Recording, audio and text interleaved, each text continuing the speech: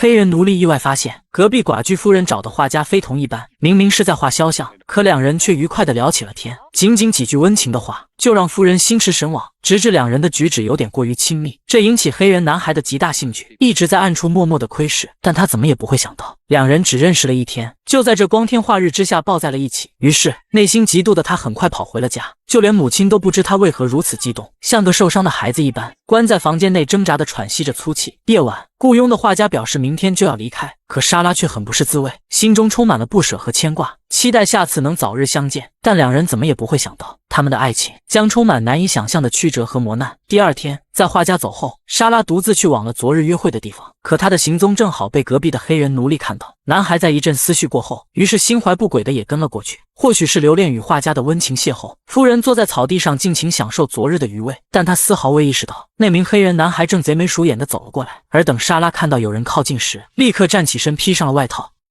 What are you doing here? Oh, I come here sometimes. Just like you. Just like me.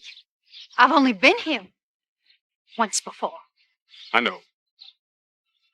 I seen you. Where you going? Stay away from me!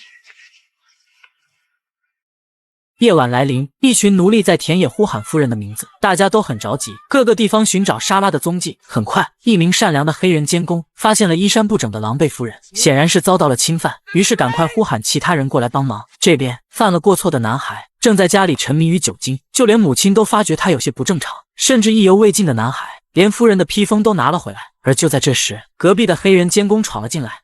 What are you doing in my house, Roman? That's her shawl. Roman, no! No! No!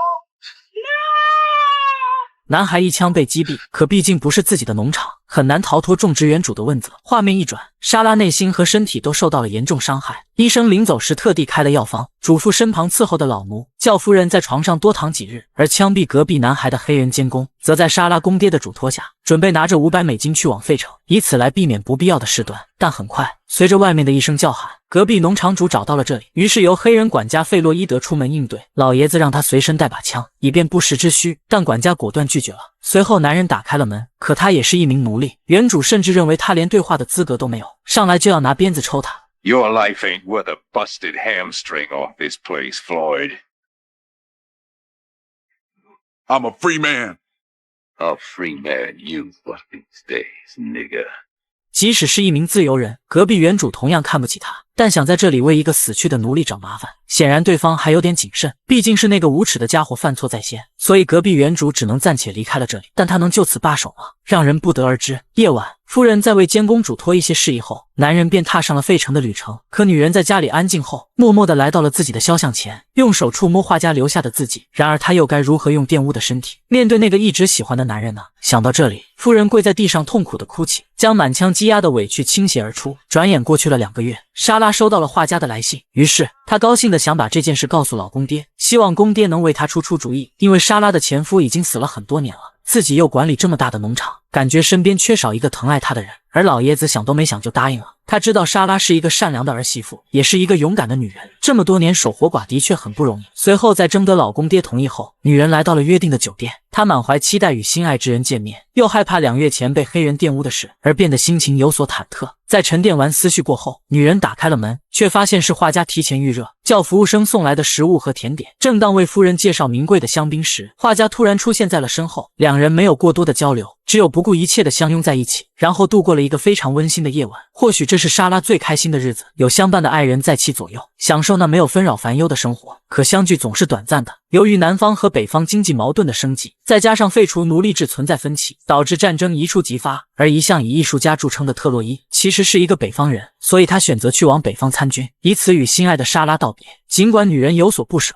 但面对特洛伊如此执着，她也不再好意思说什么了，只希望对方能安全的回来找她。就这样，转眼过去了1年，南方军面对北方联邦的强烈攻势，很快变得节节败退。南方各个地区的居民流离失所，伤兵更是遍布了城市每个角落。而还在享受安逸生活的莎拉，突然接到一名女奴隶的汇报，说一群洋基队正朝着种植园而来。等女人走出去，才发现这群北方军的领头人居然是特洛伊，这是莎拉万万没有想到的。然而在这战争物资匮乏的时代，对方并未与女人叙旧情，而是接到上级命令，到各个农场搜刮食物来的。于是，在征得莎拉不伤害家里仆人的情况下，特洛伊命令手下把所有能吃的东西、能用的东西全部带走。随后等士兵再开始行动后，特洛伊来到愁容满面的莎拉面前，坦诚了自己不得已的行为，因为只有这样才能防止其他军队更为惨痛的破坏，但也不排除一些杂牌军还会二次搜刮，所以请莎拉能明白他的苦衷，尽早把一些更为珍贵的物品转移。但女人似乎根本不理解对方的良苦用心，只能眼睁睁看着士兵如同强盗一般把自家的家禽牲畜带走。而等搜刮的差不多后，特洛伊开始下令转移下一阵地。不知此时充满泪水的莎拉能原谅那个曾经爱过的人吗？但他总算听了一些劝告，要求黑人管家把所有的珍贵物品提前转移，免得将来真会遭遇不测。但莎拉怎么也不会想到，庄园将会面临巨大的劫难。果然，第二天附近又来了一批士兵。莎拉在窗前观望过后，立刻要求所有女奴隶隐藏起来。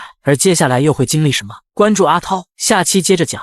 两个祈祷的女奴隶突然意识到北方军已经闯进了家里，然后把怀孕的儿媳妇带进了里屋，尽情发泄着恶魔般的兽欲。任凭婆婆在外敲打着门，也无法阻止士兵的残酷暴行。而这就是北方军攻占南方地区的惨剧，打着废除奴隶制的旗号，却干着丧尽天良的事。怎奈那些种植园里的女奴隶却成了士兵追求乐趣的目标。Ain't you a sweet little thing, though? 而农场女主人莎拉试图阻止他们的恶劣行径，但也无济于事。幸运的是，豪华庄园只剩了一些家具，其他有价值的东西已经被莎拉昨夜叫人转移了。可这群士兵仍不放弃，居然用敲掘人家的祖坟。而经历4代的老奴实在看不下去了，不停用拐杖击打这群罪大恶极的人，但被士兵直接推倒在地。遗憾的是，黑人老奴头部撞到了石头上，永远的离开了人世。夜晚，一名膀大腰圆的士兵从黑人管家的木屋里走出来。For so long, ladies. Thanks a heap for everything. 两人预感到了不测，迅速跑进房间里查看情况。而这个衣衫不整的女人肚子里还怀着孩子呢，无法想象她承受了2次白人的侮辱，将会是一种怎样的心理打击。于是，气愤的莎拉跑到领头的队长面前，控诉他们惨无人道的行为。可对于女人的疯狂厮打，军官怎能任由她随意摆布呢？随后，男人掏出了匕首，试问莎拉家里的珠宝到底藏在哪里？这么大的庄园，不可能一点价值的东西都没有。与此同时，军官看到女人手上的2枚戒指，便毫不客气地上前抢夺。尽管一枚很小，但总算是金子打造的。可另一枚是莎拉结婚时管家曾用马蹄铁给她打造的礼物，果断被军官扔在了地上。随后，一群强盗离开了比乌拉庄园，看着自己家园被破坏的满目疮痍，莎拉痛苦流涕着，感觉愧对死去多年的丈夫。第二天清晨，返回农场的管家正让一名男孩把隐藏的手枪找了出来。夫人预感他要做蠢事，于是要求把手枪交出来。而管家的妻子被白人士兵侮辱，母亲被残酷的殴打致死，他怎能忍气吞声呢？况且管家从一个有色人种的士兵朋友口中听说，昨天领头的军官将要独自去往萨凡纳，所以他想半路拦截，为死去的母亲报仇雪恨。于是男人趁着夜色一路找寻军官的踪迹，但没想到莎拉的孙子也跟了过来。男孩的父亲在战场上战死，如今自己的家乡又被毁坏，所以他想跟随管家一同惩治坏人。尽管弗洛伊德认为男孩有些愚蠢，但是到如今也只好作罢。很快，二人在行进的路上发现了不远处的篝火，显然是军官夜晚找的休息之处。可两人手里并没武器，只能让男孩隐藏在暗处，然后看他的手势见机行事。接着管家慢慢向里面走去，谁曾想军官早有防备，一把手枪顶住了弗洛伊德的脑袋，怀疑对方是过来复仇的。毕竟军官在当地残害了许多无辜的人。可弗洛伊德很快便否认了，谎称自己是一名在逃的奴隶，想在路上讨口饭吃。而管家语言举止表演得很形象，让对方多少有点放松警惕。在了解黑人身上并没有武器后，男人随即放下了枪，并顺手给扔了一块馒头，表示在这里可以休息，但不要耍花招。可就在军官准备睡觉的时候，男孩丛林里走动的声音又让他提高了12分警惕，怀疑黑人在附近有同伙，想一枪直接击毙了他。但就在这关键时刻，小本杰明迅速上前打掉了军官手里的枪，同时又被管家从地上拾取。现在局势立刻逆转，军官恳请黑人能放过他，并想拿出自己搜刮的一半财产赠与二人。但弗洛伊德表明了自己的身份，不仅要夺回庄园里的财物，而且还要取了他的狗命。就在军官感到大事不好，想要殊死一搏时，黑人管家果断出手，而旁边的男孩还感觉不解气，顺势匍匐在军官身上补了几刀。第二天，管家和男孩凯旋而归，把所丢失的物品都带了回来。夫人更是高兴地上前迎接。显然弗洛伊德成了农场里的大英雄，而令人更感到欣慰的是，管家把夫人被抢走的结婚戒指拿了回来，这让莎拉由衷地表示感谢，不禁上前拥抱这个忠诚的男人。可谁也不知道，两人在年轻时有过一段无法言说的心灵触动。生活还得继续，家园也要重新建造，可今天却迎来了一名不速之客，而这个男人就是特洛伊，一个让莎拉又爱又恨的人。这次前来特地告知战争结束了，而自己将会留在南方任职，但莎拉依然对他过去的行为怀恨在心。尽管如此深爱着他，或许两人曾立下的爱情誓言，注定将成为一段无法挽回的悲剧。转眼来到了1872年，比乌拉土地又会发生什么事？关注阿涛，下期接着讲。因为善待家里的黑人，夫人的孙子想谈恋爱，也在当地遭到了歧视。Let me walk you home. Coming, Mother! Howdy, Priscilla! 女孩很快被母亲叫走了，男孩心里很不是滋味，而奶奶似乎看出了孙子的烦忧。可当听家里的黑人管家说，那几个刚上任的警务人员实则是白人主义者，于是夫人果断上前理论，希望对方尊重每个享受权益的黑人。因为内战的结束已经废除了奴隶制，所以希望执法人员不要干涉别人的生活。可事实并非想象的如此，在莎拉等人先行回家后，本杰明独自来到商店购物，却又遭到了白人警务人员的嘲讽。Plenty of white people out of work. Your grandma keeps a nigger overseer. Don't you ever get tired of taking orders from niggers? Untangle! Untangle! You jump me. I'm gonna get you. I'm gonna get you. Cool down, Roof. Now look here, boy. I seen what you done. And you're lucky I don't lock you up for assault. Sure. Now get on out of here. 即便南方地区黑人已经享有了自由，可面对人人平等的原则，白人内心依然充满着愤怒。而那些原本在田间干活的奴隶，如今也可以找到工作，靠付出辛劳实现自由平等的生活。当然，莎拉的庄园自从在战争中破坏后，如今再次回到了往日的繁华景象。因为夫人现在经营着一家木材厂，更有一群善良的黑人帮忙打理，所以未来的日子很有希望。一天，莎拉带着孙子参加教堂举办的活动，可就在大家愉快的聊天时，一辆急促的马车向这边飞奔而来。本杰明很快认出是自己家里的，于是叫人赶快上前拦住了马车。然而当大家围观后面的情况时，黑人管家弗洛伊德居然被人用枪给打死了。伤心的莎拉本想上车哀悼，却被旁边的白人阻止，就连附近看热闹的人也感觉为个黑人不值得，但谁也无法明白莎拉与管家的情谊。随后在孙子的搀扶下，夫人跳上了马车，不管别人如何议论纷纷，也无法阻止她与蓝颜知己的距离。可没想到，莎拉由于一时伤心过度，竟然晕了过去。随后在表妹的要求下，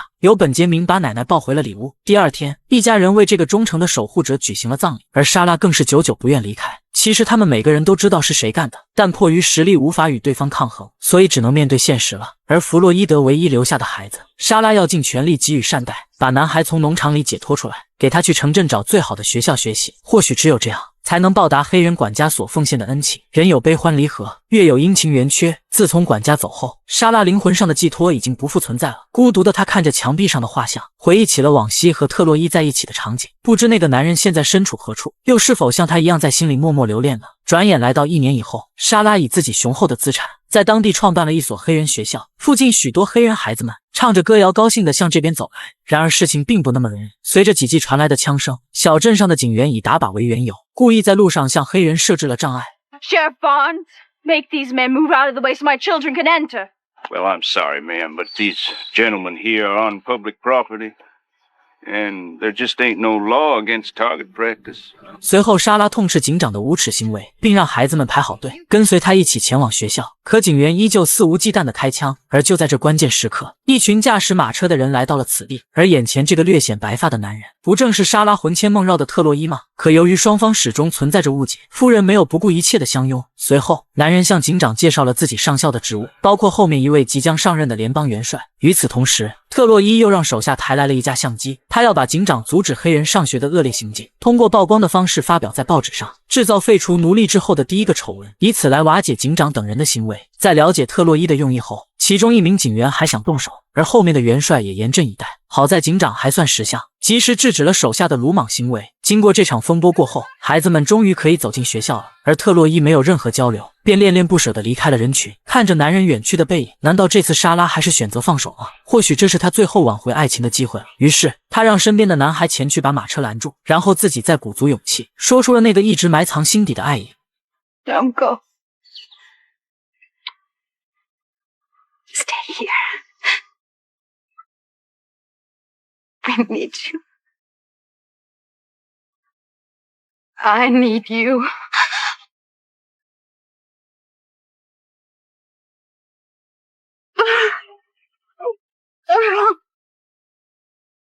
虽然经历了几十年，遇到过很多坎坷和误解，但好在有情人终成眷属。至此，比乌拉土地全部结束。